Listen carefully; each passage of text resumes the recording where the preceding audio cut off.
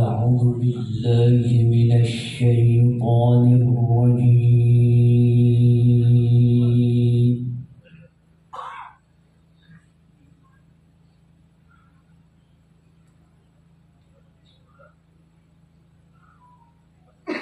بسم الله الرحمن الرحيم.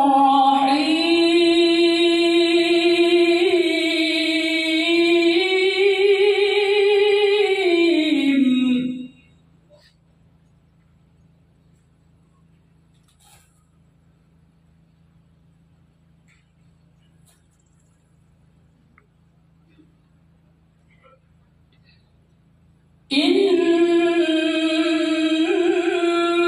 الله يأمركم أن تؤدوا الأمانات إلى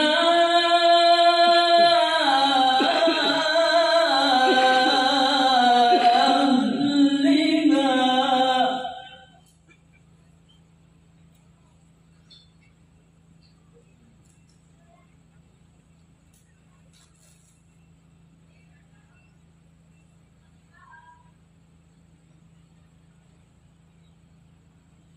وإذا حكمتم بين الناس أن تحكموا بالعدل.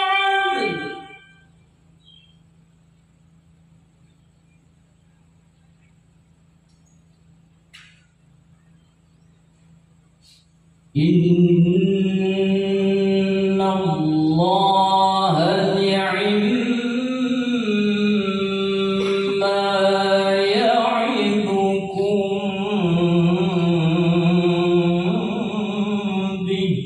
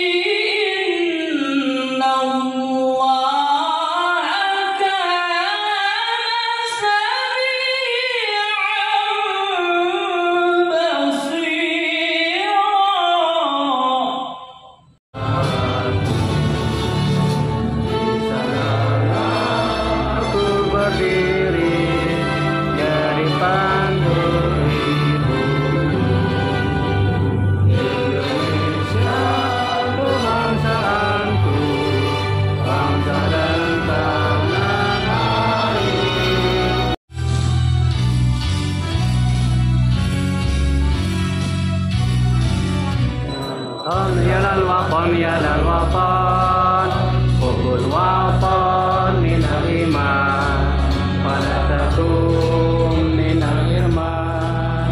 إن أدعو على الوطن يا الوطن يا الوطن حب الوطن من الإيمان ولا تكن من الإرمان. إن أدعو Indonesia Bina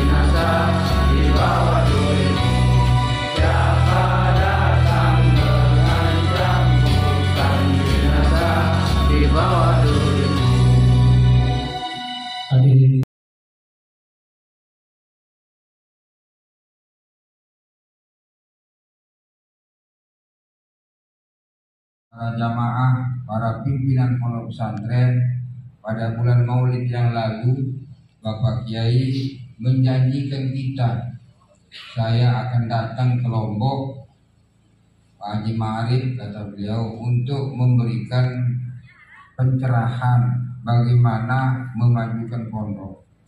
Sebenarnya seharusnya bulan Rabiul Akhir, tetapi situasi kondisi tidak mengizinkan, sehingga alhamdulillah kita bisa laksanakan tepat pada hari ini, yaitu tanggal 16 bulan Februari ini kita bisa melaksanakannya dengan baik, aman, nyaman. Alhamdulillah wa syukurillah. Maka yang hadir, yang kita hadirkan adalah pimpinan-pimpinan pondok, yang selain pimpinan pondok juga ada juga para ustadz yang tekun istiqamah dalam satu pondok, kemudian beliau diutus sebagai peserta juga. Alhamdulillah wa syukurillah. Maka undangannya kita batasi karena niki menyangkut soal materi, kemudian masalah-masalah yang berkaitan dengan manajemen pondok. Alhamdulillah wassalatu wassalamu ala Rasulillah wa ala alihi wa sahbihi wa wala hamma ba'd.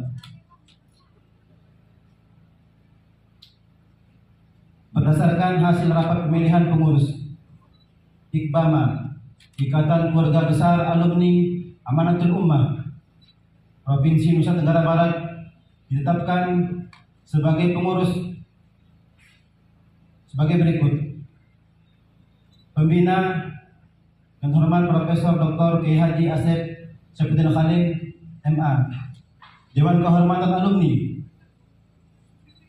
Ayahanda Tuan Guru Haji Ma'arif Mahmud Diranse, Dr. Baik Mulyana MPDI, Abdul Rahim MPDI, Hadi Widaya MPD, Ketua Muhammad Kasim MPD, Wakil Ketua Zulkarnain MPDI, Sekretaris Zainul Arifin SAG, Wakil Sekretaris Nurul Wahida SAG, Bendahara Sri Widianti MPD, Wakil Bendahara Yupita Sri Lestari SE, Bidang Humas Muhammad Farhan Ali MB, Sunardi MPD, Norti Yuliani MPD, Asri Anjokin SH, Riza Umami SPD, Junaidi, Bidang Penelitian dan Pengembangan, Karman MPD, Muhammad Ali Sofyan Koswara Esos, Maturidi Esos, Muhammad Fahri Ali SAG, Sunardi MPD. Pembinaan, Bidang Pembinaan dan Pengembangan Paham Aswaja, Abdurrahman MPD, Farhatun Niza SAG, Khairi Wardi MPD, Fathullah SPD. Bidang Pengembangan Ekonomi dan Koperasi, Baizil Karimah Esos, Ismi Kamala Sari Dewi SH, Rahmayana Widya Astuti Esos, Wawan Gunawan SPD, Maturidi Esos. أشهد أن لا إله إلا الله وأشهد أن محمدا رسول الله رضيت بالله ربا وبالإسلام دينا وبمحمد نبيا ورسولا. Didengarkan saja, tidak usah diikuti, yang diikuti nanti setelahnya. Bay'atukum al-sam'i wa ta'ati bil jihad fi sabilillah li'ilai kalimatillah allati hiya al-ulya ala tariqati ahli sunnah wal jamaah bi qiyadati ulama'i ahli sunnah wal jamaah. Diikuti bersama-sama. Bay'ana al-sam'i wa ta'ati bil jihad fi sabilillah li'ilai kalimatillah allati hiya al-ulya wa litaqaddimil bilad ala tariqati ahli sunnah wal jamaah bi qiyadati ulama'i ahli sunnah wal jamaah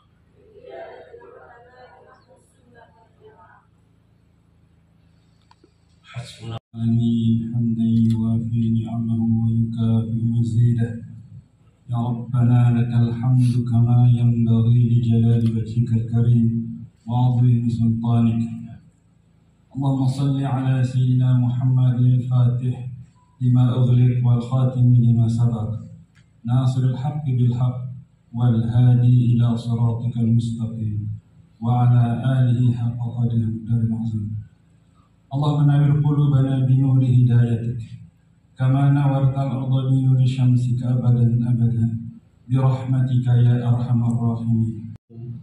warahmatullahi wabarakatuh. Alhamdulillah wassalatu wassalamu ala rasulillah wala hawla wala quwwata illa billah. Rabbi shrah li sadri wa yassir li amri wahlul 'uqdatam min lisani yafqahu qawli amma ba'd. Hadratul ulama, para alim, para habaib, para tuan guru, wabil khusus Profesor Dr. Kiai Haji Asep Saifuddin Khalil MA, juga yang terhormat atau yang kami muliakan Habibul Ma'had, Tuan Guru Ma'arif, dan juga Tuan Guru Habibur Rahman. Dan saya juga harus mengucapkan yang terhormat pula karena di sini ada Ketua Muslimat. Nah, itu yang ada di belakang itu. Ketua Muslimat NTB, Bu Dewi, yang selama ini kami kenal baik. Para bapak ibu sekalian, terutama para pengasuh pondok pesantren yang kami hormati, saya sampaikan, alhamdulillah pada siang ini saya bisa hadir bersama para tuan guru di sini mengikuti Al-Mukarram Profesor Dr. Kiai Asep Saifuddin Khalil. Salawat dan salam semoga tetap terlimpahkan kepada junjungan kita Nabi besar Muhammad SAW. Buku ini berisi tentang kiprah Kiai Haji Asep Saifuddin Khalil. Beliau putra salah seorang ulama besar yang tidak lain juga pendiri Nahdlatul Ulama, yaitu Kiai Haji Abdul Halim. Jadi Kiai Haji Abdul Halim ini sahabat karib dari Kiai Haji Wahab Hasbullah ketika beliau di Makkah. Lalu beliau ke Surabaya atau pulang ke Indonesia. Beliau di Majalengka, Jawa Barat, Cirebon. Saat itu sementara Kiai Wahab Hasbullah juga pulang dari Makkah di Surabaya, lalu bergabunglah di Surabaya untuk mendirikan Nahdlatul Ulama, yaitu organisasi keagamaan terbesar di Indonesia. Bahkan kalau dari segi keanggotaan di dunia belum ada sebesar Nahdlatul Ulama. Kita tahu Kiai Wahab inilah arsitek yang menjadi gagasan atau penginspirasi awal. Tapi beliau juga tidak bisa berbuat banyak ketika tanpa ada restu Hadratus Syekh Hasyim Asy'ari. Karena itu beliau sangat ada ketergantungan baik secara karisma, terutama dari segi ajaran keagamaan, karena kita tahu kemudian Hadratus Syekh Hasyim Asy'ari inilah yang menjadi ruh utama dari Nahdlatul Ulama.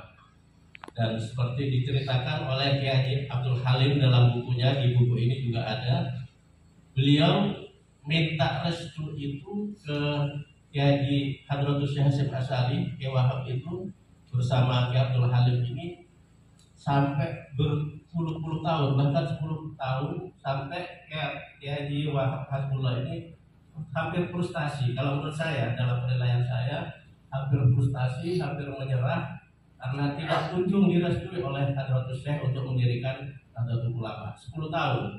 Makanya Kiai Abdul Halim menulis di situ, di antaranya kalau sampai terakhir ini, kata Kiai Wahab, penulisnya Kiai Abdul Halim waktu itu, kalau sampai terakhir ini tidak direstui juga, maka ada 2 pilihan bagi saya, kata Kiai Wahab Hasbullah Hasbullah. Apakah saya pulang kampung mendirikan pondok pesantren atau bergabung dengan organisasi yang ada, tapi dengan catatan melakukan reformasi di organisasi yang sudah ada. Jadi tanpa ada restu dari Hadratus Syekh Kiai Wahab Hasbullah tidak akan pernah mendirikan Nahdlatul Ulama. Dan ternyata faktanya kemudian bahwa Hadratus Syekh inilah yang menjadi ruh, termasuk yang meletakkan ajaran-ajaran di Nahdlatul Ulama. Semua kita lihat Pondok Asasi maupun kitab-kitabnya yang kita baca, ada puluhan kitab yang kemudian menjadi doktrin utama ajaran Ahlus Sunnah wal Jamaah An-Nahdliyah. Yang kedua, para tuan guru yang kami hormati, Kiai Wahab Hasbullah ini cukup piawai sebagai organisator. Jadi beliau seorang anak muda yang waktu itu umur 27 sampai 30-an itu sudah aktif di berbagai organisasi, bahkan mendirikan macam-macam organisasi, Nahdlatul Tujjar, Taslimul Afkar, Nahdlatul Wathon dan seterusnya. Saat itu juga tumbuh organisasi-organisasi kebangsaan yang memperjuangkan kemerdekaan saat itu. Tapi semuanya kita tahu habis kan. Budi Utomo dan seterusnya habis. Yang mohon maaf termasuk organisasi yang didirikan oleh Kiai Wahab Hasbullah yang kemudian muncul sebagai cikal bakal pendirian Nahdlatul Ulama. Itu artinya apa? Bahwa Nahdlatul Ulama ini memang organisasi yang penuh barokah karena didirikan oleh para kiai, para ulama yang penuh keikhlasan. Makanya ketika ada pengurus atau apapun yang coba-coba, mohon maaf, aktif di organisasi ternyata memanfaatkan organisasi Nahdlatul Ulama yang didirikan oleh para kiai-kiai tulus mukhlis itu, lihat masa tuanya, mohon maaf, banyak sekali yang la yamut wa la yahya, berada di atas berbaringan tempat tidur. Mohon maaf, itu banyak sekali. Saya sebagai penulis NU, tentu saya banyak mempelajari tentang kisah-kisah atau cerita-cerita perjalanan hidup para pengurus NU. Nah, di sebelah kita, di depan kita ini ada jimat kalau kata orang Jawa, yaitu putra salah satu pendiri Nahdlatul Ulama yang masih hidup, yang kebetulan juga beliau seorang alim alamah, mukhlis, dan kebetulan dianugerahi kekayaan yang luar biasa, dan yang paling penting lagi dermawan. Wassalatu wassalamu ala asyrofil anbiya wal mursalin sayyidina wa maulana Muhammadin wa ala alihi wa sahbihi ajma'in. Para kiai, tuan guru, para alim, terkhusus panutan kita semua, Romo Profesor Kiai Haji Asep Sayyidina Khadim. Kita doakan mudah-mudahan beliau senantiasa sehat walafiat, memberikan keberkahan bagi kita semuanya. Amin.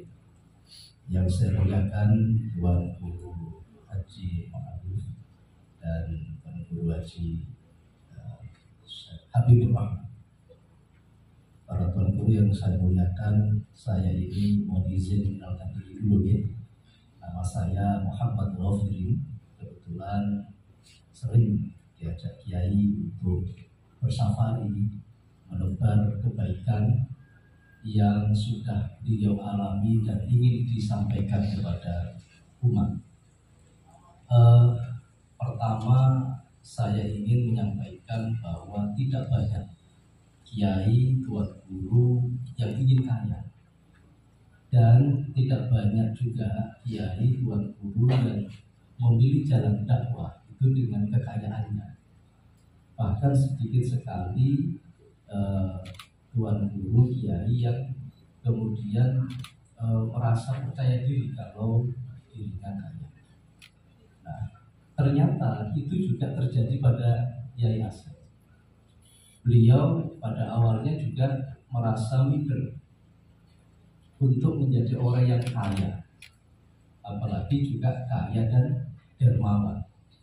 Namun beliau menemukan satu dalil di dalam kitab taklim dan kemudian menjadi spirit bagi beliau yang nanti insya Allah akan disampaikan langsung oleh beliau.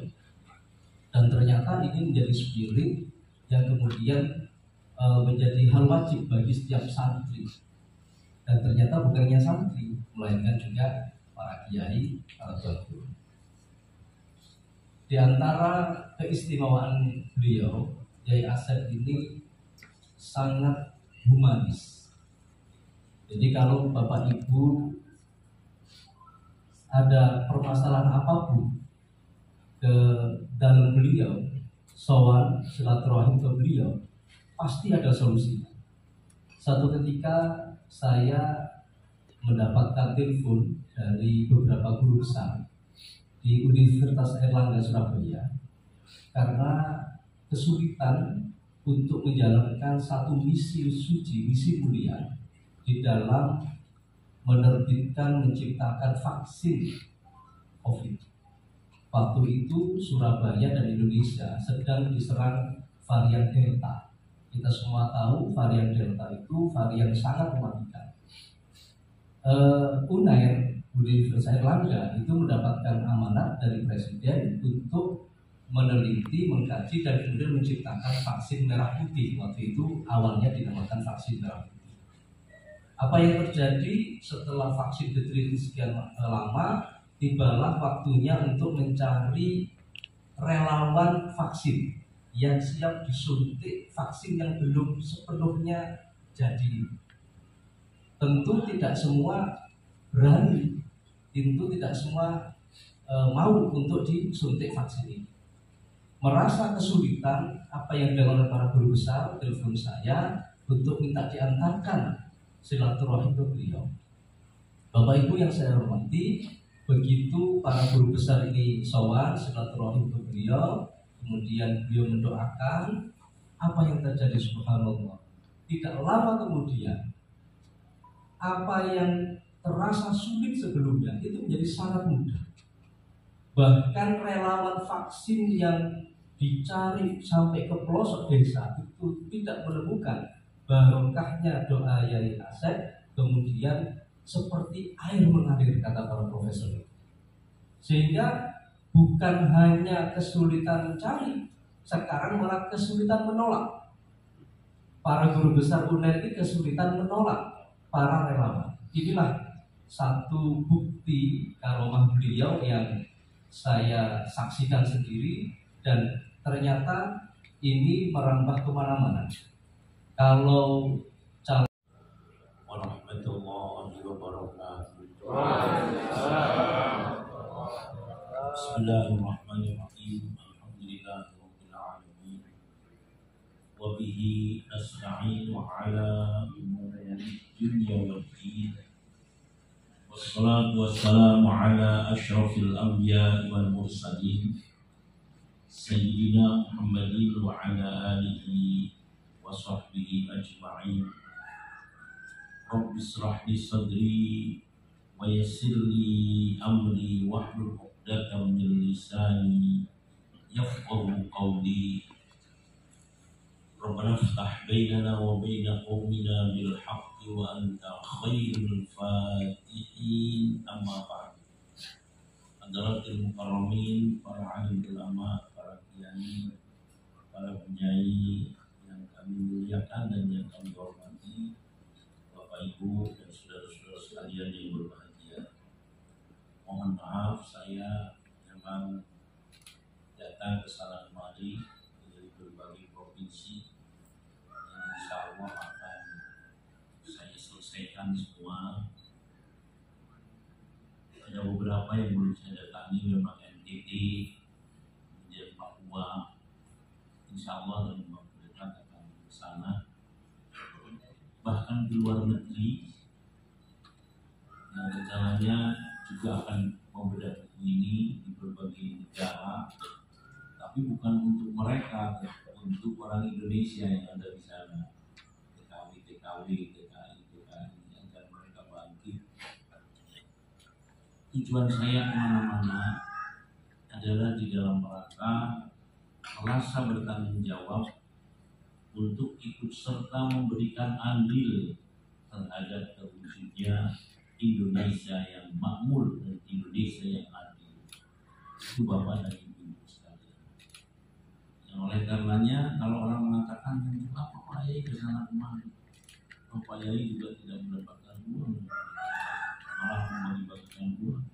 Ya, saya punya kewajiban bagaimana bangsa Indonesia ini bisa makmur, bisa bangkit semangatnya untuk meningkatkan kualitas ekonominya, meningkatkan kualitas pendidikannya. Ini Bapak dan Ibu sekalian, terutama pesantren-pesantren. Karena saya yakin bahwa Indonesia akan maju adil dan makmur sebetulnya akan dimulai apabila terjadi keberhasilan pendidikan di pesantren. Di luar pesantren saya tidak bisa berharap karena sulit dibayangkan terwujudnya keberhasilan tujuan pendidikan di selain pesantren. Untuk itu maka monggo penjenengan lakukan dengan sebaik-baiknya. Bismillah, nanti saya akan membaca tentang bagaimana pendidikan pesantren yang semestinya harus kita demikian, dengan kemudian juga bagaimana kita bisa kaya menurut cara saya, tapi yakin panjenengan nanti akan bisa memahaminya karena referensinya adalah Al-Quran, hadis. Bapak dan Ibu sekalian, tujuan pendidikan itu satu, menanamkan keimanan. Nah, iman itu, rukun iman itu satu diantaranya harus beriman kepada adanya hari kiamat. Di dalam hari kiamat itu ada namanya Yaumul Jaza. Di mana di Yaumul Jaza, hari pembalasan, semua amal kita, semua perilaku kita, semua perbuatan kita di dunia itu akan dibalas dan tidak akan ada yang lepas sekecil apapun. Karena Allah Maha mengetahui dan Allah mempunyai pembantu-pembantunya, maka dengan keimanan ini orang akan berbuat baik dalam kehidupannya di dunia karena dia berkeyakinan bahwa akan dibalas di akhiratnya. Tidak ada koruptor dan seterusnya. Nomor 2, iman itu tidak bisa dibaca, abstrak dalam hati, tetapi bisa dilihat dari kiprahnya. Apa kiprahnya? Ketakwaan kepada Allah Subhanahu wa Ta'ala. Ketika seseorang itu takwa dalam alaniyahnya, dalam sirriyahnya, bertakwa kepada Allah, diketahui orang ataupun tidak diketahui orang, maka itulah berarti sebetulnya adalah iman. Ini tujuan pendidikan, menanamkan keimanan, menanamkan ketakwaan. Makanya mohon maaf, di pesantren kami sholat zuhur itu ya semua murid harus sholat zuhur berjamaah dan gurunya yang mengajar di jam terakhir harus ikut serta karena harus dikondisikan ketakwaan itu. Sholat asar juga demikian dan seterusnya. Karena dari sholat itulah kemudian akan terbentuk ketakwaan. Dan ketika ketakwaan terbentuk, itulah ada keimanan dalam hatinya. Nomor 3 adalah tanggung jawab al-akhlaqul karimah. Budi pekerti yang mulia, budi pekerti yang sopan. Apa sih? Pandai dalam berkomunikasi. Banyak orang mengatakan Pak Yai ini berhasil dalam pandai berkomunikasi. Ke bawah pandai, ke tengah pandai, ke atas juga pandai. Bapak dan Ibu sekalian, apa sih pandainya? Berakhlakul karimah. Laisa minna man lam yarham shaghirana wa lam yuqir kabirana. Bukan umatku kalau tidak sayang pada yang lebih muda, kalau tidak memuliakan yang lebih sepuh, kalau tidak hormat sesama. khairu ma u'tiya bihin nasu khuluqun hasan. Sebaik-baiknya pemberian Allah kepada manusia adalah akhlak mulia. Wa syarru ma u'tiya bihin nasu qalbu su'in fi suratul hasanah. Sejelek-jeleknya pemberian Allah kepada manusia adalah hati yang jelek, tapi tampilannya begitu indahnya, begitu memukaunya, tapi lain dengan apa yang dalam hatinya. Ini sejelek-jeleknya pemberian Allah kepada manusia.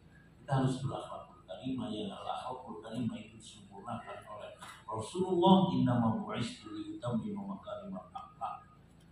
Sehingga Rasulullah mengatakan bahwa di antara akhlakul karimah itu orang tidak boleh malas, tidak boleh berkata tidak bisa, tidak boleh putus asa, antara lain. Yang nomor 4, tujuan pendidikan itu adalah tujuan akademis, mentransfer keilmuan kepada anak didik kita, memberikan keilmuan kepada anak didik kita, mengupayakan dalam kita mengajar itu apa yang kita pahami bisa diserap pemahaman itu oleh murid. Ini di guru, Bapak dan Ibu sekalian, di sekolah-sekolah tidak dipertanggungjawabkan oleh guru, sehingga mohon maaf, tujuan kemerdekaan dengan jalan pendidikan ini tidak bisa dicapai ketika ini semuanya tidak terwujud. Nomor 5, iman, takwa, akhlak, akademis, kemudian pembentukan kecerdasan. Cerdas itu bisa dibentuk dengan paham. Ketika anak-anak kita paham dengan apa yang kita ajarkan, yang kita ajarkan kepada mereka, maka begitu berkali-kali paham, terwujudlah kecerdasan. Nah, mohon maaf sekarang bahwa tujuan pendidikan itu harus dilengkapi dengan keterampilan. Kita di pesantren-pesantren menyelenggarakan lembaga pendidikan, sanawiyah, aliyah, SMP, SMA dan lain sebagainya. Ini harus diperhatikan betul. Guru-gurunya harus memahami tentang ini semua. Nah, ini Bapak dan Ibu sekalian. Keterampilan itu sekarang IT, akuntansi, ya, karena keterampilan ini hal yang akan mendampingi akademis, keilmuan. Hal yang akan mendampingi keilmuan harus punya keterampilan berupa IT, akuntansi, speaking, kalau bahasa Inggrisnya speaking, mukalamah, dalam bahasa Arabnya mukalamah, bisa ngomong dalam bahasa Arab. Ini harus betul-betul disampaikan kepada anak didik kita untuk menghadapi kehidupan di masa yang akan datang. Nomor 7, mereka harus dibekali dengan kesehatan. Nah, kesehatan ini Bapak dan Ibu sekalian, kita sebetulnya punya cara yang luar biasa, yaitu sholat malam. Sholat malam itu adalah pengusiran penyakit dari tubuh. Nomor 8, Bapak dan Ibu sekalian, seni itu artinya tasawuf, agar hati kita halus, yang tentu kita juga memberikan tentang pelajaran hadis dan seterusnya yang menarik mereka untuk menjadi orang yang memiliki sifat ar-rahimuna yarhamuhumur rahman, orang-orang yang senantiasa menebarkan kasih sayang dan senantiasa dikasih sayang oleh Allah. Irhamu man fil ardi yarhamkum man fis sama. Yang terakhir, kreativitas. Tujuan pendidikan itu. Pendidikan itu di Indonesia, tujuan akhirnya adalah pembentukan kesejahteraan, penegakan keadilan. Monggo. Kreativitas tidak usah diajarkan, cukup akademis. Akademis itu ya ilmu. ilmu alam, ilmu fisika, biologi, kimia, matematika, membaca kitab, macam-macam ilmu, nahwu, sorof, balaghah dan seterusnya. Ini akademis, ditambah oleh keterampilan speaking, mukalamah, kemudian IT, diolah oleh kecerdasan. Karena tadi ngerti akhirnya menjadi cerdas. Maka ini akan mampu mewujudkan kreativitas.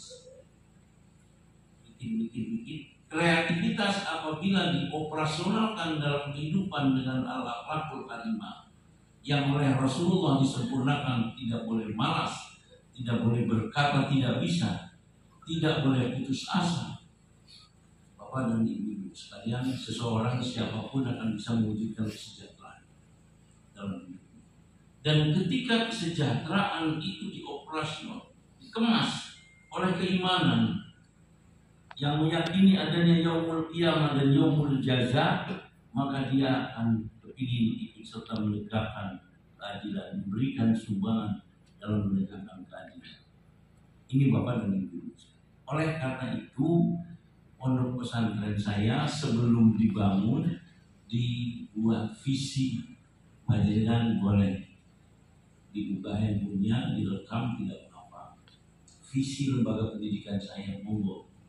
Saya kalau panjenengan mau mengikuti pengajian saya habis sholat subuh, jadi kalau di sini tidak tahu jam berapa, kalau di sana jam 4:45 saya mulai mengaji. Kalau di sana, kalau di sini jam berapa? Itu saya membacakan visinya untuk mewujudkan manusia yang unggul, utuh, beriman, bertakwa dan berakhlakul karimah, guna kemuliaan dan kejayaan Islam dan kaum muslimin, kemuliaan dan kejayaan seluruh bangsa Indonesia, dan untuk keberhasilan cita-cita luhur kemerdekaan, yaitu terwujudnya kesejahteraan dan tegaknya keadilan, utamanya di negara Republik Indonesia. Itu dibaca setiap kali ngajar. Setiap saya ngajar ngaji mesti saya baca. Di dalam pengajian saya pasti ada itunya. Kemudian saya menyebutkan cara pemerolehannya bagaimana. Misi Lembaga Pendidikan Unggulan Amanatul Ummah melaksanakan sistem yang berlaku di Lembaga Pendidikan Unggulan Amanatul Ummah secara ketat dan bertanggung jawab. Ketat dalam pelaksanaan, bertanggung jawab atas keberhasilan.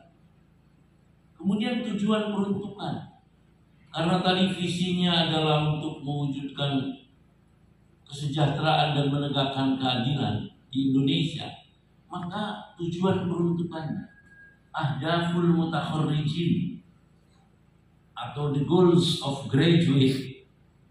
Satu, untuk menjadi ulama-ulama besar yang akan bisa menerangi dunia dan utamanya Indonesia.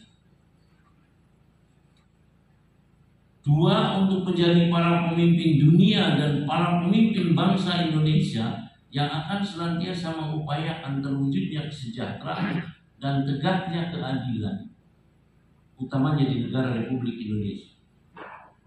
Tiga, untuk menjadi para konglomerat besar yang akan memberikan kontribusi maksimal terhadap terwujudnya kesejahteraan bangsa Indonesia. Empat, untuk menjadi para profesional yang berkualitas dan bertanggung jawab. Hanya 4 itu, dan itu mesti dibaca. Panjenengan ikuti sekali aja lah pengajian saya melalui HP jam 4.45, pasti ada itunya. Diakhiri dengan innallaha yuhibbu ma'aliyal umuri wa yakrahu safsafaha. Sesungguhnya Allah itu mencintai mereka yang luhur urusan-urusannya, tinggi cita-citanya, dan Allah tidak senang dengan mereka yang rendah urusan-urusannya, rendah pula cita-citanya. Dan kemudian saya akhiri dengan hasbunallahu wa ni'mal wakil, ni'mal maula wa ni'mal nasir, wala haula wala quwwata illa billahil aliyyil azim. Ini Bapak dan Ibu sekalian, Untuk itu Bapak dan Ibu-ibu sekalian, ya kita konsekuen terhadap masalah itu semua. Dan sistem tadi. Ya. Kenapa sih tujuan peruntukannya begitu? Karena qiwamud dunya bi arba'ati asya'. Awwalha bi ilmil ulama, wasani bi 'adlil umara, wasalis bi sakhawatil aghniya, warrabi'u bi du'a'il fuqara. Bahwa Indonesia adil dan makmur itu manakala ditopang oleh 4 pilar. Menurut keterangan ini, satu dengan ilmunya para ulama. Ulama itu siapa? Orang pintar yang ikhlas dengan keilmuannya, ikhlas dan mengamalkan dengan keilmuannya. Nomor 2, dengan para pemimpinnya yang adil karena referensinya adalah petunjuknya para ulama. Negara akan bisa adil dan makmur. Nomor 3, manakala para agnianya mereka loman, dermawan untuk kepingin ikut serta mewujudkan kesejahteraan. Nomor 4, untuk para fuqaranya berdoa untuk kepentingan bersama. Tetapi tentu fuqara ini tidak kita ciptakan, kita ganti dengan para profesional yang berkualitas dan bertanggung jawab. Ini Bapak dan Ibu-ibu sekalian. Untuk itu kemudian saya mendirikan pesantren, dan itu selalu diumumkan setiap hari tanpa henti. Saya mendirikan pesantren Bapak Ibu di sebuah hutan. Jangkauannya sulit sekali, jalannya hanya 2 meter.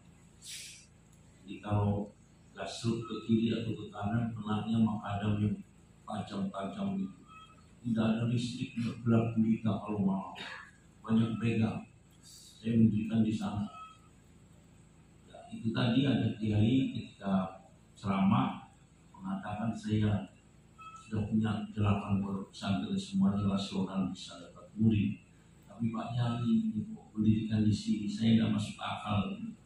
Siapa yang akan jadi muridnya? Apa monyet-monyet yang saya temukan di tengah jalan tadi? Nah, dia jalannya dari tembok, di bawah itu banyak monyet kalau sore. Bapak dan Ibu saya ingatkan aja, tapi saya sama sekali tidak berkecil hati. Karena kalau seandainya akan memberikan manfaat, pondok itu pasti didatangi orang. Itu sunnatullah. Allah berfirman, "Fa'amaz zabadu fayadhabu jufa'an, wa amma ma yanfa'un nasa fayamkusu fil ardi kadzalika yadribullahu al-amsal." Maka sesungguhnya buih itu akan hilang menguap karena tidak ada artinya, tidak ada nilainya, tidak ada manfaatnya. Tetapi sesuatu yang akan bisa memberikan manfaat akan dijamin eksistensinya dan bahkan pengembangan eksistensinya. Saya yakin itu. Dan tahun 2006, belum lama, tahun 2006, muridnya 48. Saya tidak punya apa-apa, membeli tanah kurang lebih 1 hektar, kurang dari 1 hektar, diangsur 2 tahun, dengan uang muka 20 juta, harganya 300 juta waktu itu. Kenapa? Karena tidak punya uang. 2006. Tetapi karena dengan penuh kesungguhan, diilhami dan disemangati oleh visi tadi dan ahdaful mutafarriji, kita bekerja keras. Pada saat mendirikan, pada saat di awal pendiriannya, tahun pertama pendiriannya, wali santri dihadirkan. Yang 48 itu dihadirkan. Ya. Saya beritahukan, ya kalau tidak dibegitukan wali santri buyar di tengah hutan. Bapak Ibu, untuk sementara sekolah yang saya dirikan ini akan menjadi yang terbaik di Indonesia. Terus ada pertanyaan, kalau sementara begitu, selanjutnya bagaimana? Selanjutnya saya akan menjadikan sebagai kiblat pendidikan dunia. Ini bapak dari ibu sekali. Saya malu mengatakan begitu, Mak. Kepala desanya mengatakan lagi, pun kembali pun biasa-biasa mawon. Saya nggak mau. Saya tidak malu. Tapi sekolah itu saya beri nama Madrasah Bertaraf Internasional. Padahal pelangnya itu seperti pelang ranting NU itu. Ya Allah, katanya orang-orang. Tapi saya kemudian tidak lagi malu setelah menemukan ibarat di dalam ta'limul muta'allim, innallaha yuhibbu ma'aliyal umuri wa yakrahu safsafa. Sesungguhnya Allah itu mencintai mereka yang luhur urusan-urusan, tinggi cita-citanya, dan Allah tidak senang dengan mereka yang rendah urusan-urusan, rendah pula cita-citanya. Yang kita kan memilih yang dicintai oleh Allah daripada yang tidak disenangi oleh Allah. Maka saya bawakan dengan cita-cita yang tinggi. 11 tahun 2017 itu mendapatkan penghargaan sebagai the most favorite school in Indonesia, sekolah paling favorit di Indonesia. 2018 dapat lagi penghargaan the best tutoring system school in Indonesia, sekolah yang paling baik sistem pengajarannya di Indonesia. 2019 mendapatkan penghargaan di UINSA. Ibu Gubernur dan Pak Wakil Gubernur datang dan menyerahkan hadiahnya sebagai pondok pesantren modern inspiratif nomor 1 di Indonesia dengan menyebutkan kompetitornya, pesaing-pesaingnya. Nomor 1 Gontor, nomor 2 Darun Najah Jakarta, nomor 3 Amin Perlindungan. Ya. Tapi nomor 1-nya Amanatul Ummah. Itu tahun 2015 saya mendirikan perguruan tinggi. 2015 loh, belum lama. Namanya langsung institut yang tahun ini sudah berganti menjadi universitas dengan 6 prodi. 2016 mendirikan bertambah prodinya menjadi 10 prodi. 2017 sudah berdiri S2. Tidak ada yang percaya. Tidak ada yang percaya. Kenapa? S2 itu bisa didirikan kalau S1-nya sudah mengeluarkan, sudah meluluskan. Itu pun akreditasinya sudah B. Bagaimana mau memiliki akreditasi B baru 2 tahun? Akreditasi itu baru diakreditasi kalau sudah 4 tahun. Ini baru 2 tahun sudah bisa mendirikan S2. 2 tahun kemudian mendirikan S3, bukan 1 prodi, 2 prodi. Sekarang sudah keluar lagi izin operasionalnya untuk tadris beberapa. Ini sudah, kalau tidak salah sudah 23 prodi. Sebentar lagi S3-nya 5 prodi, S2-nya 5 prodi, S3-nya 5 prodi. Sebentar lagi, itu Bapak dan Ibu sekalian. Sebentar lagi universitas nanti akan berdiri lagi International University, Universitas Internasional. Itu Bapak dan Ibu sekalian. Kenapa? Karena dibawakan oleh Innallaha yuhibbu ma'aliyal umuri wa yakrahu safsafa. Ini Bapak dan Ibu sekalian. Itu nomor 1. Nanti panjenengan bertanya monggo. Nomor 2, Pak Yai kok bisa kaya? Padahal tadinya, nah saya sampaikan, tadinya saya kan membeli tanah tidak lebih dari 1 hektar. Tidak ada pembangunannya, Pak. Hanya rumah kecil yang kemudian dijadikan asrama putri, terdiri dari 23 anak, kemudian gudang kayu, diraba, diberi geribik kanan kirinya, kemudian diberi kertas minyak agar angin tidak masuk, untuk asrama putra 25. Sekolahnya di bawah terop, beri sekat, keber, ini untuk putra, ini untuk putri. Tahun-tahun berikutnya nyewa rumah di atas di 3 daerah, di Gunung, Nyewa rumah senang orang-orang sewa rumahnya. Di gunung yang tidak pernah ada orang nyewa rumah disewa. Belasan rumah saya nyewa karena cepat sekali perkembangannya.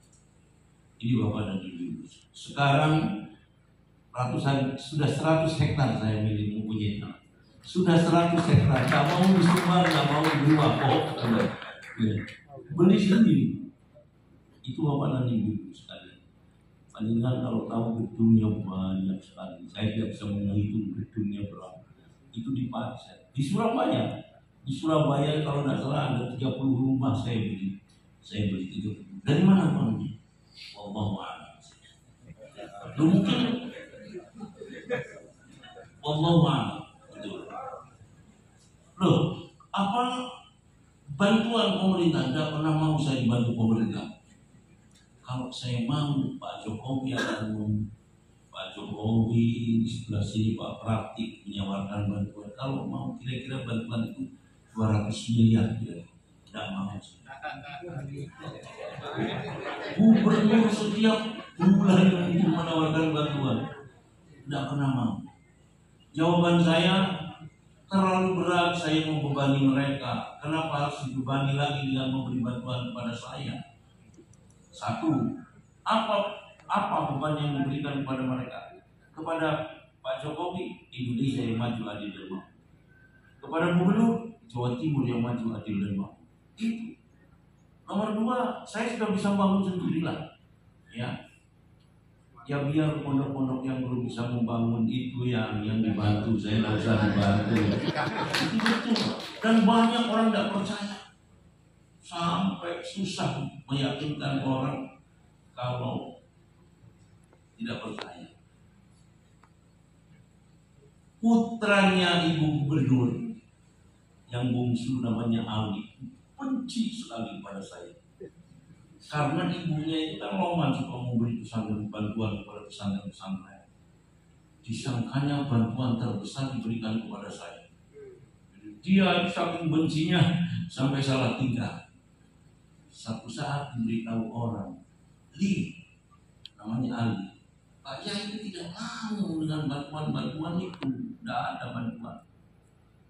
Akhirnya setelah tahu proses, padahal setiap saat Ali itu kalau ketemu saya mesti saya terima. Mesti saya berubah, pasti tidak pernah tidak. Satu saat kemudian beliau datang menangis, minta maaf. Bertahun-tahun saya bersuudzon dengan yang paling banyak meminta bantuan, mendapatkan bantuan dari ibu saya. Ternyata sebaliknya bahwa saya tidak pernah, bahwa Pak Yai tidak pernah menerima bantuan. Itu Bapak dan Ibu sekalian. Nah terus bagaimana? Bapak Ibu, jadi saya ini tadi sudah disampaikan dulu di pesantren masyarakat Roswali hafal ya baru ke dapur jam 12 malam mencari kendil yang terang. Kendil itu kan ada yang lemah, ada yang tengkurap.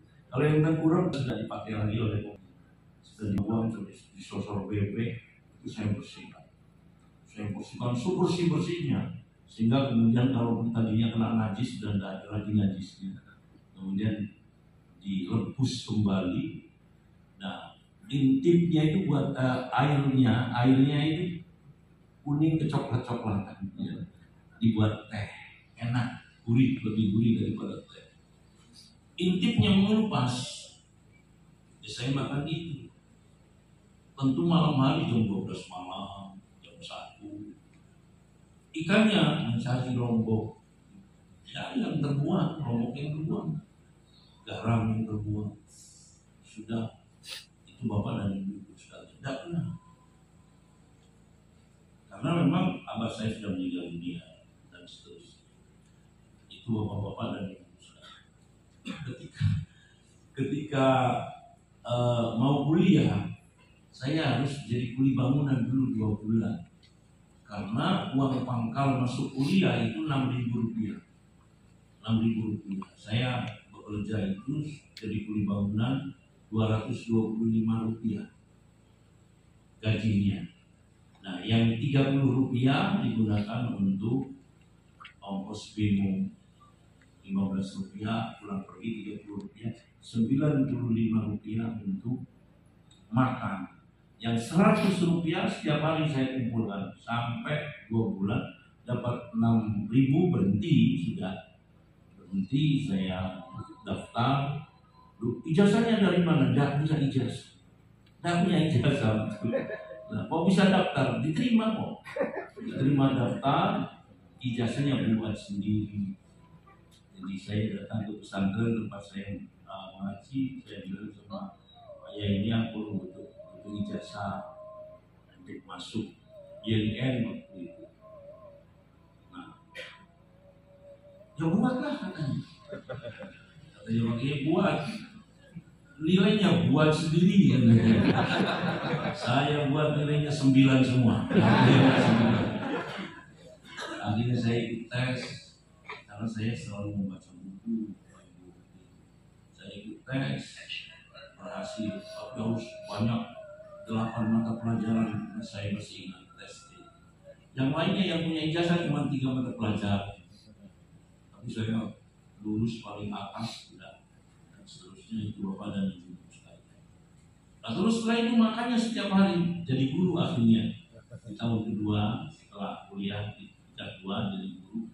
Tapi bukan guru agama, rebutan guru agama sudah ada tempat jadi guru agama. Mencari sekolah-sekolah, guru apa? Matematika, fisika, biologi, sampai banyak ilmu biologi itu yang saya hafal karena memang ngajar. Bahasa Inggris, bahasa Indonesia. Saya masih ingat fisika, biologi, matematika, bahasa Inggris, bahasa Indonesia. Olahraga, saya ngajar olahraga. Itu Bapak dan Ibu sekalian. Karena yang lain enggak. Kalau agama enggak bisa. Kelas 2 BA banyak waktu itu, tentunya BA.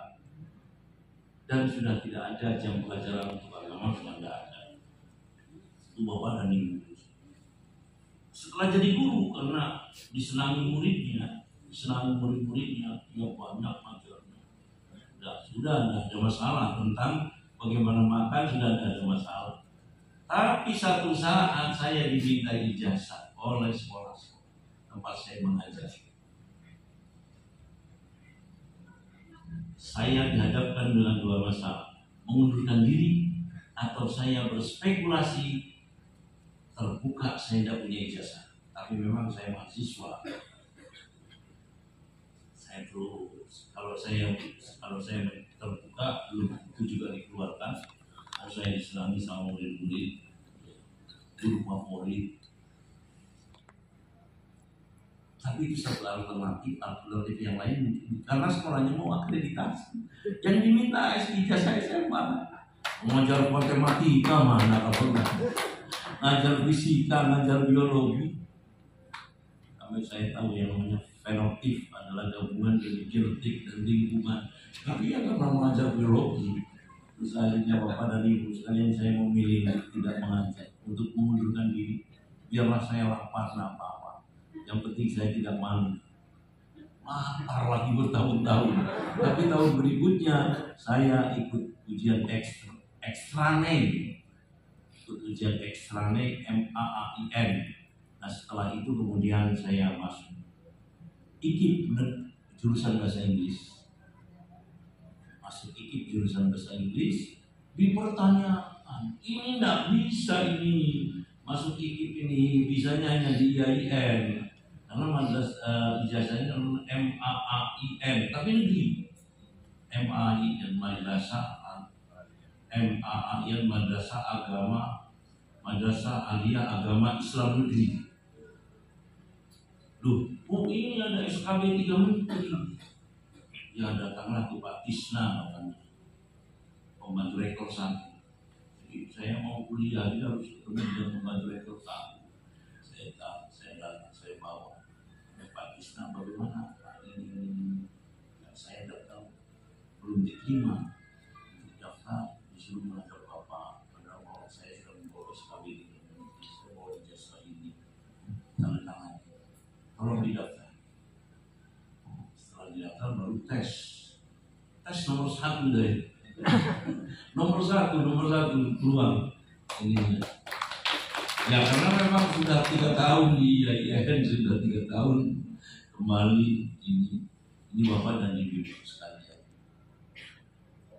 Terakhir Bapak Ibu, jadi saya sampaikan, saya ini kuli bangunan, tapi bisa ada buku berjudul seperti ini, ya. Jadi miliarder, walaupun kuli bangunan, jangan berkecil hati benar.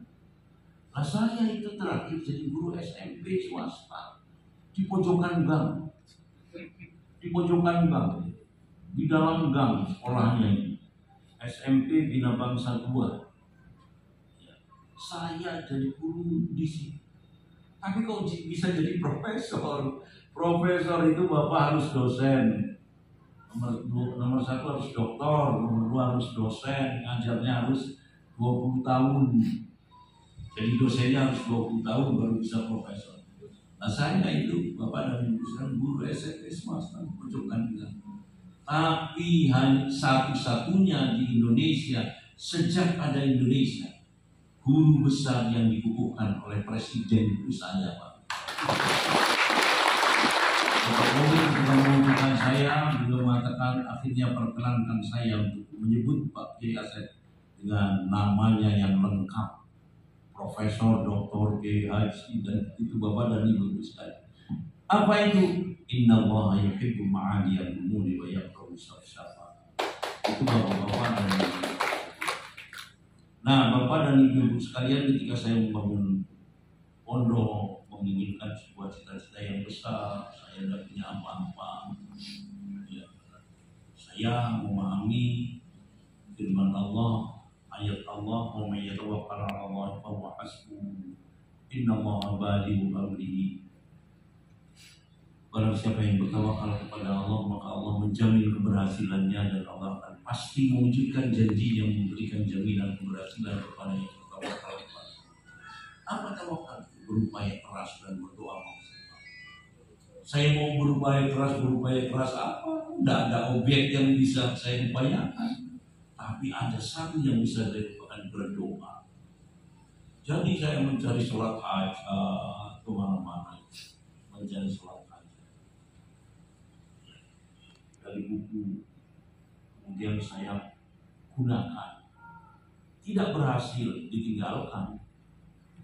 Nyari lagi, begini caranya, saya laksanakan, tidak berhasil, jadi tinggal.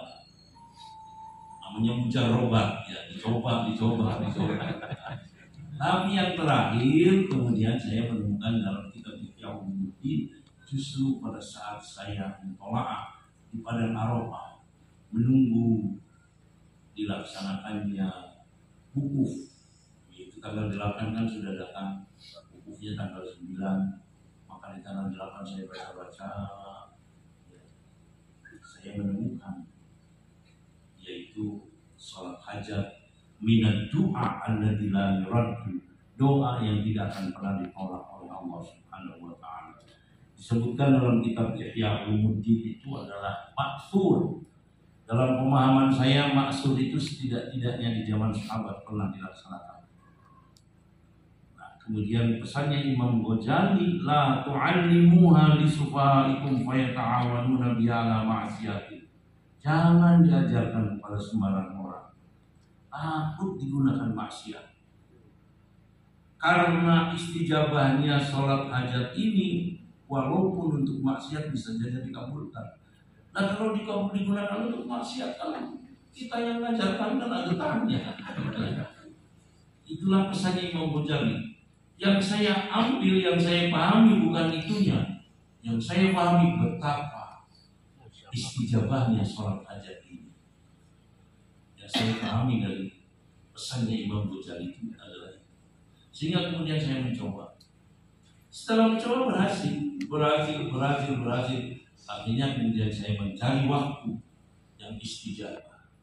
Waktu yang istijabah ya waktu malam hari.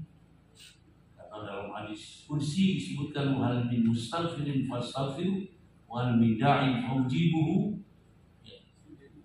Siapa yang meminta ampunan saya ampuni, dan siapa yang berdoa saya kabulkan. Ya. Dan kemudian saya melaksanakannya 1 jam sebelum subuh.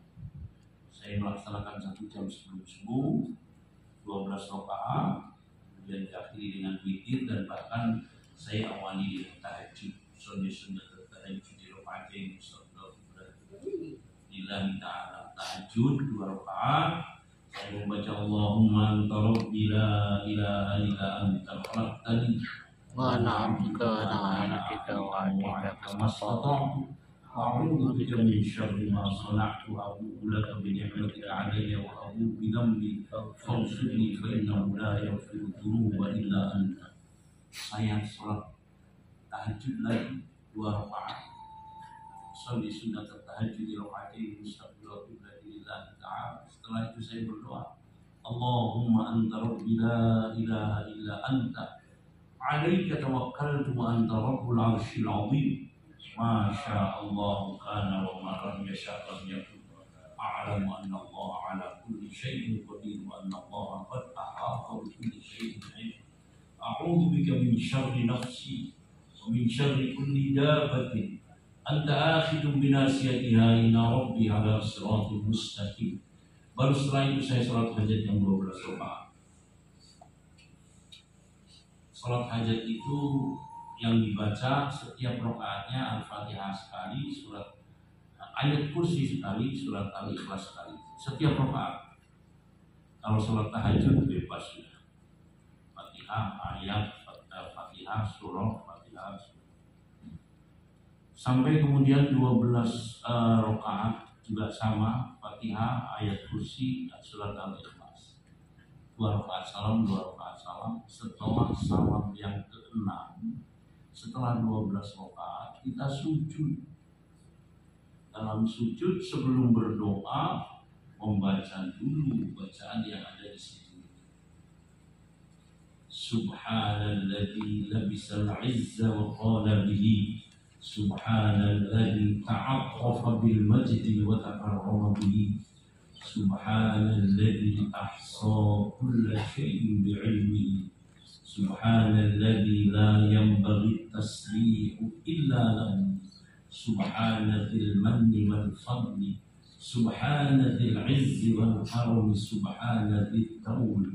As'aluka bima'aqidil 'izzi min arsyika wa muntaha rahmati min kitabika wa bismikal a'zami wa jaddikal a'la wa kalimatika tammatil 'ammatil lati la yujawizuhunna barun wala fajirun an tusalli ala sayyidina Muhammadin wa ala ali sayyidina Muhammad. Kemudian kita berdoa. Saya berdoanya lama sampai 10-20 menit begini ya. Sholatnya kan cuma setengah jam aja, dan berdoanya 10 menit, dan kemudian sholat witirnya berdoanya 20 menit, sholat witirnya 10 menit. Dua pada minggu sekali doa sudah, pokoknya yang baik-baik aja, jangan sampai ada yang tidak baik doanya. Itu Bapak dan Ibu. Tapi kalau itu belum hafal, boleh diganti dengan baca tasbih 11 kali, sholawat 11 kali. Subhanallah, alhamdulillah, wa la ilaha illallah, Allahu akbar. Kemudian Allahumma shalli ala sayyidina Muhammad wa ala alihi wasallam. Selesai itu Bapak dan Ibu sekalian, saya sholat witirnya biasanya cuma 1 rakaat. Karena sujudnya lama, itu Bapak dan Ibu sekalian akan lebih baik kalau 2 rakaat salam, 1 rakaat sholat witirnya. Saya biasanya cuma 1 rakaat karena sujudnya terlalu lama, hampir subuh. Tarhimnya sudah hampir habis, baru bangun dari sujud, saking asiknya meminta kepada Allah. Allah senang kalau diminta. Kepada Ibu. Setelah itu sholat subuh. Sebelum sholat subuh, sholat raka'atayil fajri atau qabliyatas subh. Usalli sunnatal raka'atayil fajri mustaqbil qiblatillah ta'ala. Dalam rakaat pertama yang dibaca Fatihah sekali, Al-Nashr sekali. Rakaat kedua Fatihah sekali, Al-Taro sekali, Ila fi Quraisyin sekali. Untuk rakaat yang kedua. Kemudian tidak boleh tidur sampai keluar matahari. Saya ngajar, panjenengan kalau sengaja. Saya mengajar, ngajarnya sampai terbit matahari, melebihi sedikit. Setelah terbit matahari, sholat 2 rakaat atau 4 rakaat. Karena apa? Inna Allaha la yuwazzi'ul arzaqa baina tulu'il fajri shadiqi hatta tulu'i syamsi. Sungguh Allah itu membagi-bagikan rizki mulai dari sejak terbitnya fajar shadiq sampai dengan terbit matahari. Ini setelah diteliti, di tenggang waktu itu Allah menurunkan ozon. Ozon yang diturunkan dalam tenggang waktu itu mempunyai sifat membuat tubuh kita ini kuat dan semangat. Jangan tidur. Mohon maaf. Hadis Nabi menyebutkan as-subhatu tamna'u rizqa. Tidur di waktu subuh itu akan menolak rezeki. As-subhatu turisul faqra. Tidur di waktu subuh itu akan menyebabkan kefakiran. Itu bapak-bapak dan ibu-ibu sekalian. Kemudian saya berkembang, bapak dan ibu-ibu sekalian. Ya, alhamdulillah begitu. Tapi kemudian momen katanya orang belum. Ya memang bapak dan ibu sekalian, saya tersentuh kalau melihat orang-orang tak punya. Kalau Pak Basri pernah menyaksikan kalau hari Rabu itu Pak Mufidi itu berjejer di hadapan saya orang 100 orang. Dia datang begitu. Tidak pernah ke rumah saya. Tahu kalau saya mesti lewat situ. Sekitar jam 7 saya lewat situ menuju ke sekolah di mana saya mau memimpin mengajar ngaji di sekolah, Nah itu bapak dan ibu sekalian, 100 orang saya beri buat semua. Yang banyaklah setiap hari pasti ada orang minta buat pasti. Bapak dan ibu sekalian. Karena apa? As-sadaqatu la tazidul mala illa kasratan. Sedekah itu tidak akan menambah harta kecuali semakin banyak. Kita harus yakin dengan itu. Utlubur rizqa bis salah. Carilah rezeki dengan umpan sedekah. Subhanallah, bapak dan ibu sekalian, dalam hadis disebutkan inna lillahi ibadah ikhtassahumullahu bin ni'ami lima nafi'in nas wa yukirruha ma baddaluha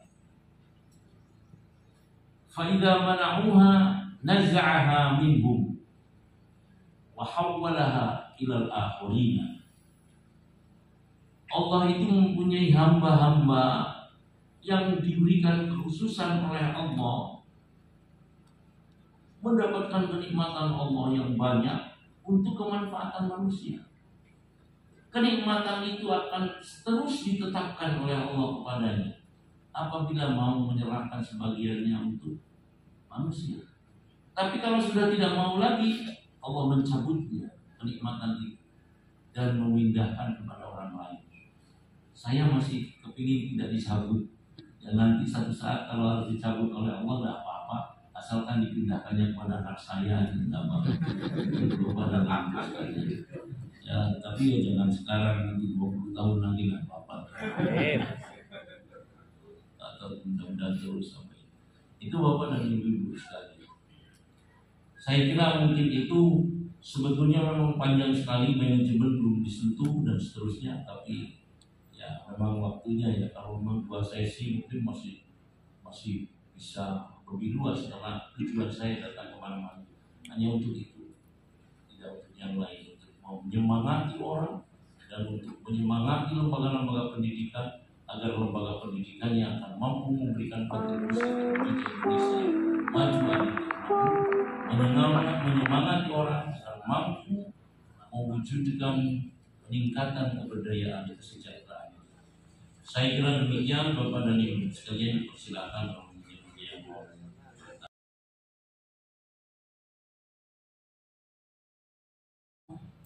Al-istiqamah khairun min alfi haram. Bertiga, pandai bergaul, berakhlakul karimah. Ya tidak usah dipaksa-paksakan lah. Tidak usah kalau kemudian kita dianggap pandai bergaul untuk memaksa-maksakan diri. Berakhlakul karimah. Intinya ya jangan menyakiti orang lain. Intinya harus hormat dengan orang lain, memuliakan orang lain. menjaga dari suudzon.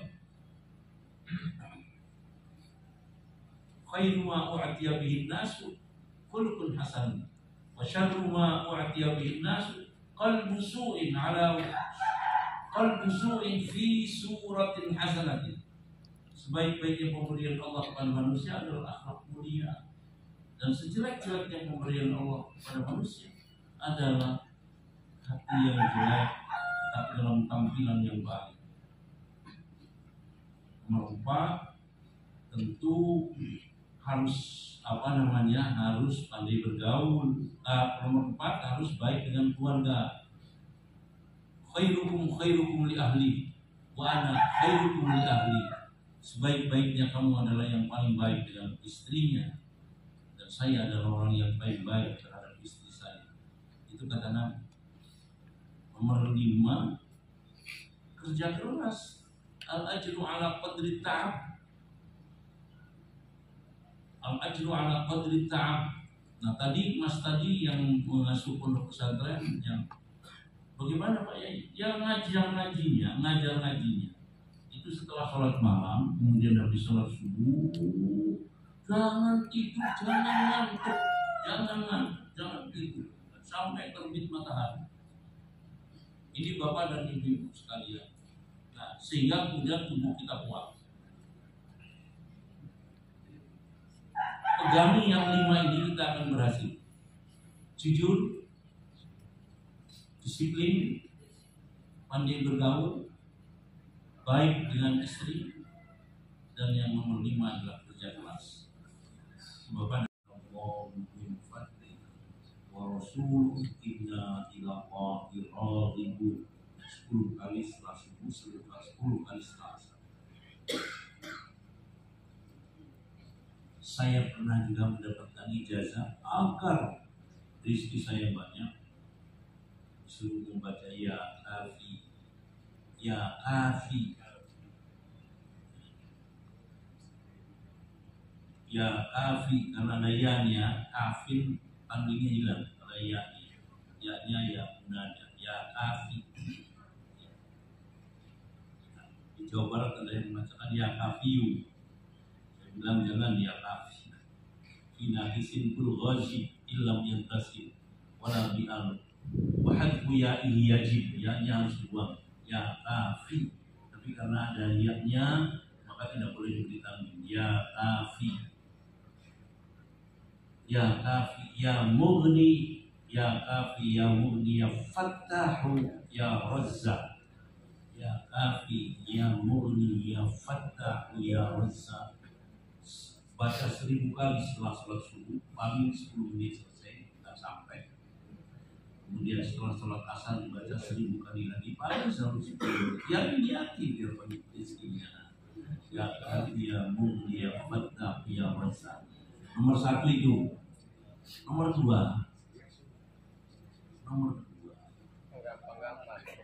Bapak dan Ibu sekalian, pada ini kan mau tahun pilkada, itu pilih anggota DPR yang benar orientasinya. Kamu jadi anggota DPR pilih apa? Bupati yang benar orientasinya. Sebab bupati dan DPR ini yang akan menentukan policy. Bupatinya bukan wakilnya, bupati. Dan orientasinya apa? Apa orientasinya? Tasarruful imam ala ra'iyah manutun bil maslahah. Kiprah seorang pemimpin untuk rakyatnya harus diorientasikan untuk kepentingan rakyat. Kalau itu saya dukung.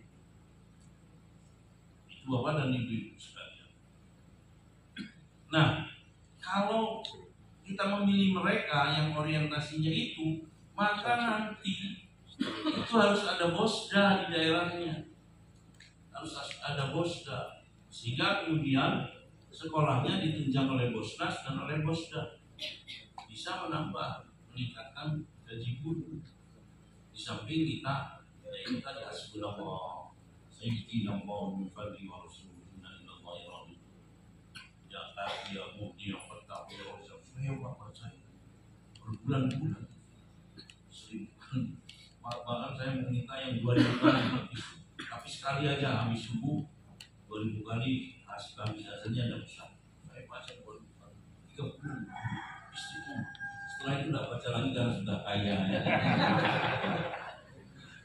Itu Bapak dari Bismillahirrahmanirrahim.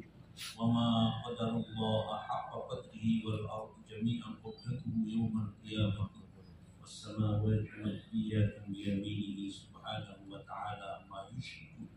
Wa nufikha fis-suri fas'iqa man fis samawati wa man fil ardi illa man syaa Allah. Thumma nufikha fihi ukhra fa idza hum qiyamun yanzurun. Wa ashraqatil ardu bi nuri rabbiha wa wudi'al kitabu wa ji'a bin nabiyyin shuhada wa qudiya bainahum bil haqq وقضي بينهم وسيق الذين كفروا إلى جهنم زمرا حتى إذا جاءوها فتحت أبوابها وقال لهم خزنتها لم يأتكم رسل منكم يتلون عليكم آيات ربكم وينذرونكم لقاء يومكم هذا قالوا بلى ولكن حقت كلمة العذاب على الكافرين قيل ادخلوا أبواب جهنم خالدين فيها وبئس مثوى المتكبرين وسيق الذين اتقوا ربهم إلى الجنة زمرا حتى إذا جاءوها وفتحت أبوابها وقال لهم خزنتها سلام عليكم طبتم فادخلوها خالدين وقالوا الحمد لله الذي صدقنا وعده وأورثنا الأرض نتبوأ من الجنة حيث نشاء فنعم أجر العاملين وترى الملائكة حافين من حول العرش يسبحون بحمد ربهم وقضي بينهم بالحق وقيل الحمد لله رب العالمين. Itu dibaca sekali aja habis subuh, sekali habis asar, sekali habis subuh, sekali habis asar. Nah, semua lah yang saya sampaikan saya biasakan semua. Baca hukum, karena itulah yang bisa saya berikan kepada panjenengan. Terus Bapak dan Ibu sekalian biasanya memang ijazah itu dibaca habis subuh dan habis asar. Kenapa? Karena kita mengharapkan agar diamini oleh para malaikat. Yata'aqabuna fikum malaikatun bil-laili wa malaikatun bin-nahar. Jadi malaikat malam itu setelah menyelesaikan tugasnya di malam hari berkumpul dengan malaikat siang yang baru turun dari langit, berkumpulnya di waktu subuh. Ikut sholat jamaah. Kalau kita berdoa diamini oleh mereka. Dan malaikat siang yang telah bertugas akan kembali ke langit setelah sholat asar. Sementara sholat malaikat malam baru datang turun dari langit berkumpul dengan mereka. Dan kemudian kalau kita berdoa, beramal ba'da subuh dan ba'da asar, itu kita akan diamini oleh para malaikat, baik malaikat siang dan malaikat malam. Bismillahirrahmanirrahim. Alhamdulillahirabbil alamin. Wassallallahu ala sayyidina Muhammadin wa ala alihi washabbihi wasallam. Allahumma inna nas'aluka bismikal a'zam alladhi idza du'ita bihi ajabta wa idza su'ilta bihi a'taita. Ya Allah, ya Wahid, ya Ahad, ya Fard, ya Samad, ya man lam yalid wa lam yulad wa lam yakul lahu kufuwan ahad. La ilaha illa anta subhanaka inni kuntu minadh dhalimin. Allahumma ighfir lana dhunubana wa kaffir 'anna sayyi'atina wa tawaffana ma'al abrar. Rabbana ighfir lana wa liwalidina warhamhum kama rabbawna shighara. Allahumma ighfir lana wa li auladina wa dhurriyyatina wa ahlina wa talamidina kullihim wa abaihim wa ummahatihim. Allahumma ighfir lil muslimina wal muslimat wal mu'minina wal mu'minat ahya'i minhum wal amwat. Allahumma arina al-haqqa haqqan warzuqna ittiba'ah wa arina al-batila batilan warzuqna ijtinabah. Allahumma hassil lana jami'a maqasidina. Allahumma yassir lana kulla umurina. Allahumma qdi jami'a hawaijina. Allahumma qdi 'anna duyunana. Allahumma ajib da'awatina. Allahumma la tuhammilna ma la taqata lana bih. Wa'fu 'anna waghfir lana warhamna anta maulana fansurna 'alal qawmil kafirin. Allahumma inna na'udzubika minal hammi wal hazani wa na'udzubika minal jubni wal bukhli wal 'ajzi والكسل ومن غلبة الدين وقهر الرجال.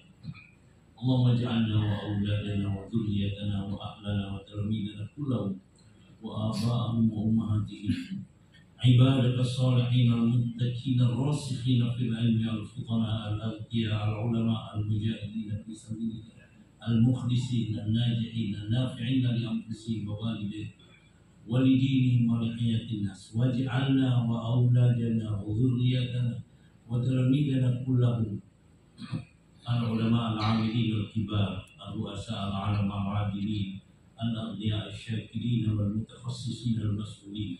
واجعلنا وإياهم من أهل العلم وأهل الخير ولا تجعلنا وإياهم من أهل السوء وأهل الضيق. اللهم اجعلنا وإياهم وكل ما ملكناه وملك أبنائي وبناتي وذريتي وتلاميذي في حماك وحرزك وحفظك وفي رضاك وغربتك وهدايتك وفي نصرتك وفي معاونتك وفي رحمتك يا أرحم الراحمين. اللهم اجعل تلاميذنا كلهم يبقون ويرتاحون بمعاهدنا ومدارسنا واجعلهم يشعرون السكينة والطمأنينة والفرح والسرور بمعاهدنا ومدارسنا واجعلهم يطيعونك ويطيعون رسولك ويطيعون الشريعة ويطيعون القانون قانون المعهد والمدارس ويطيعوننا ويطيعون آباءهم وأمهاتهم الصالحين والصالحات ويطيعون أساتذتهم الصالحين والصالحات. واجعلنا وأولادنا وذريتنا وأهلنا وتلاميذنا كلهم وآباءهم وأمهاتهم وأساتذتهم الصالحين والصالحات. واجعل تلاميذنا كلهم يتقدمون يتخلقون بالأخلاق الكريمة وبالأخلاق الحسنة. واجعلهم يرحمون ويرحمون عليهم يرحموا بعضهم بعضا ويساعد بعضهم بعضا. واجعلهم يتخذون. واجعلنا وأولادنا وذريتنا وتلاميذنا كلهم ناجحين وفائزين ومقبولين وممتازين في امتحاننا وفي امتحانهم لنيل الشهادة ولنيل المنح وللدخول إلى الجامعات التي يريدونها وفي كل الامتحانات في حياتنا وحياتهم. واجعلنا وإياهم عبادك الصالحين المتقين المجاهدين في سبيلك الناجحين الفائزين في الدين والدنيا والآخرة. اللهم اجعل معاهدنا ومدارسنا وجامعتنا معاهد ومدارس وجامع نافعة مباركة مرضية تتطور وتتطور وتتوسع وتتوسع وتبقى إلى يوم القيامة. واجعلها أمام المعاهد والمدارس والجامعات في البلاد وفي العالم بفضلك ورحمتك يا أرحم الراحمين. اللهم اعطنا نجاحا وفوزا في جهادنا لإعلاء كلمتك في مدارسنا ومعاهدنا وجامعاتنا واعطنا كرام كثير وبارك من تترضى عنا به. اللهم ادفع عنا البلاء والوباء والطاعون والقرون والغلاء والأمراض والأسرار وسوء الفتن والمحن ما ظهر منها وما بطن من بلدنا إندونيسيا من سائر البلاد ومن العالم. واجعلنا وأولادنا وذريتنا وأهلنا وتلاميذنا كلهم وآباءهم وأمهاتهم وأهلهم والمسلمين جميعا في حماك وحرزك وحفظك وفي نظر رحمتك وفي رعايتك وفي ضمانك وفي جوارك بفضلك ورحمتك يا أرحم الراحمين. اللهم سلمنا وسلم كل ما ملكناه وملك أبنائي وبناتي وذريتي. اللهم سلمنا وسلم واحفظنا واحفظهم واحفظها واحرسنا واحرسها من الآفات والبلاء ومن كيد الكائدين وحسد الحاسدين وظلم الظالمين ومكر الماكرين ومن العين ومن السحر ومن مصائب الشرك ومن شر مصائب الدنيا والدين. اللهم أهلك الظالمين عليك يا الله وعلى رسولك محمد صلى الله عليه وسلم وعلى الإسلام والمسلمين وعلى بلدنا إندونيسيا وعلى معاهدنا وعلى جامعاتنا وعلى مدارسنا يا الله. اللهم أهلك الظالمين اللهم انصر الإسلام والمسلمين وأعز الإسلام والمسلمين وأعد كلمتك إلى يوم الدين. اللهم اجعل عز الإسلام والمسلمين. اللهم تقدم بلادنا واجعل بلدتنا إندونيسيا بلدة آمنة مطمئنة رخية تجري فيها أحكامك وسنة رسولك. اللهم اجعل عز الإسلام والمسلمين وتقدم بلادنا بأيدينا وبأيدي أولادنا وبأيدي ذريتنا وبأيدي أهلنا وبأيدي تلاميذنا بفضلك ورحمتك يا أرحم الراحمين. اللهم ارزقنا رزقا حلالا طيبا واسعا كثيرا مباركا من غير حول ولا تعب من كل النواحي بفضلك ورحمتك يا أرحم الراحمين. اللهم ارزقنا ويسر لنا زيارة مكة والمدينة وزيارة رسولك محمد صلى الله عليه وسلم في الحج والعمرة. اللهم ارزقنا رؤيتك يا الله في جنتك وأنت راض عنا، وارزقنا رؤية حبيبك محمد صلى الله عليه وسلم في منامنا ويقظتنا، وارزقنا حبك وحب رسولك محمد صلى الله عليه وسلم وحب أهل بيته. اللهم قنعنا بما رزقتنا وبارك لنا فيه واخلف علينا كل غائبة منامك بخير بفضلك ورحمتك يا أرحم الراحمين.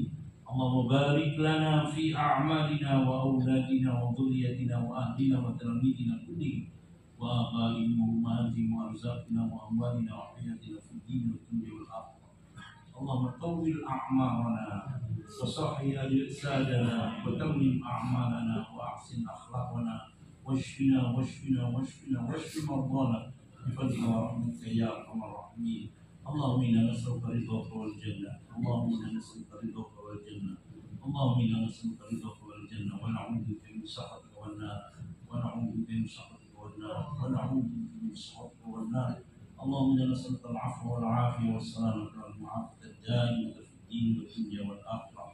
اللهم إنا نعوذ بك من تحول عافيتك، اللهم إنا نعوذ بك من تحول نعمتك، اللهم إنا نعوذ بك من فجأة نعمتك، اللهم إنا نعوذ بك من الشك والشرك والشقاق والنفاق وسوء الأخلاق وسوء المنظر في الأهل والمال والولد.